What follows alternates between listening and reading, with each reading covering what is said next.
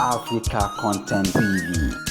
Ẹ̀yà Ìgbò nìyẹn o, representative nìyẹn o, wọ́n pọ̀ gan ni o, wọ́n pọ̀ gan tí ò kéré. Thank you. Honorable Toles. Ẹ ṣé gan ni o, Honorable Toles.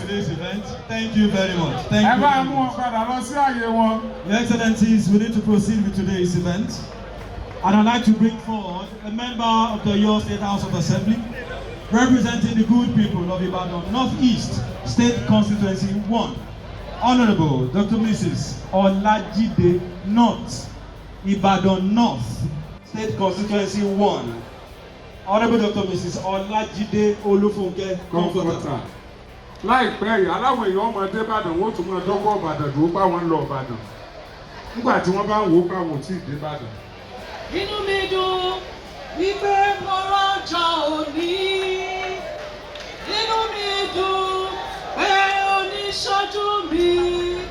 Congratulations, ọ̀rẹ́ mọ́ wọ́rẹ́ wá. His Excellency